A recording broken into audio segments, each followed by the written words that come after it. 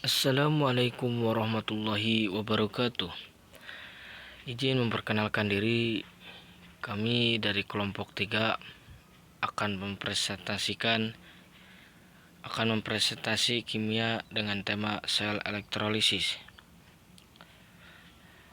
Adapun untuk kelompoknya yaitu ada saya Jaya Laksana, Kamelia Putri Utami, Rahmat Maulana, Puspita Gamatiara, Sirojudin dan Muhammad Hijri. Oke. Selanjutnya table of contents, di mana kami akan membahas yang pertama yaitu pengertian elektrolisis, yang kedua kegunaan elektrolisis. Oke, lanjut. Oke. Pengertian elektrolisis berasal dari kata elektro atau listrik dan lisis yaitu penguraian.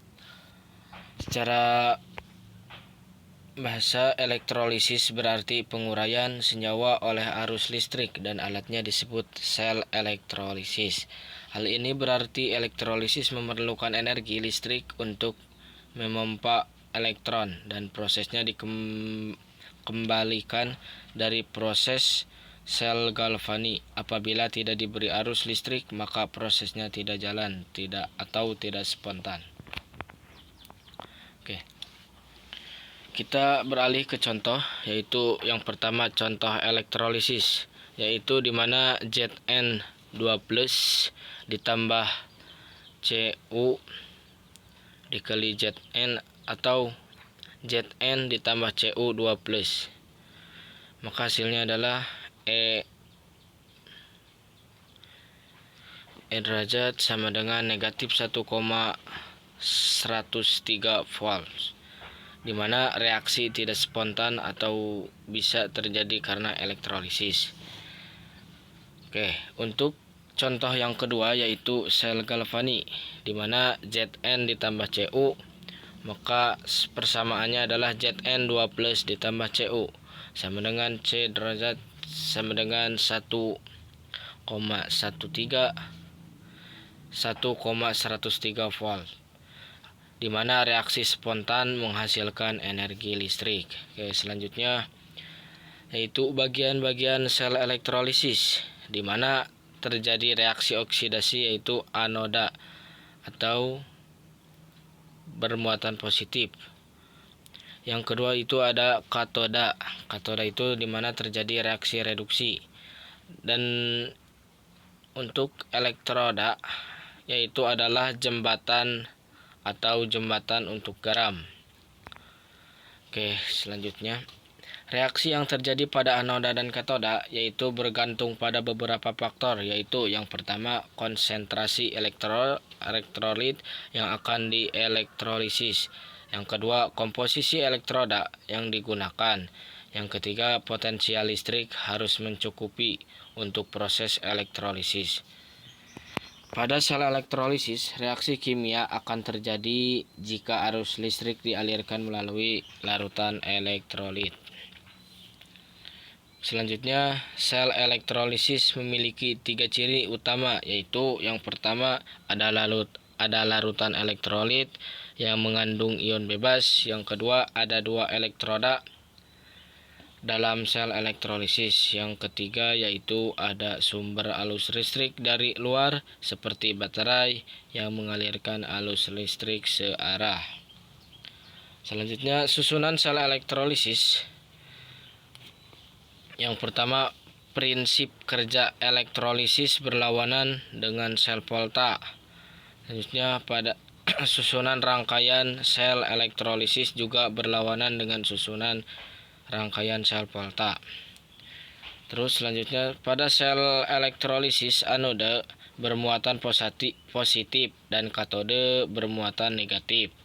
Pada sel elektrolisis, pemberian kutub negatif dan positif didasarkan pada potensial yang diberi dari luar.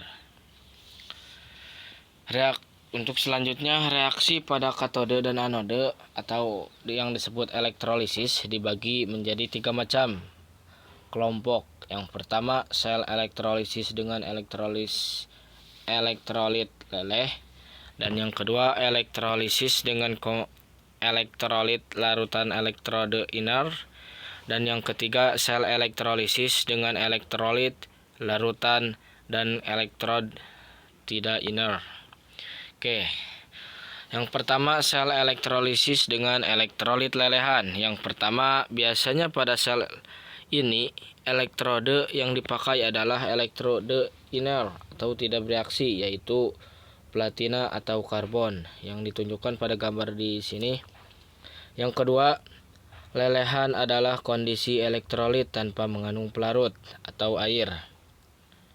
Oke, yang ketiga, jika arus dialirkan ke dalam senyawa ion, maka senyawa akan terurai menjadi anion dan kation.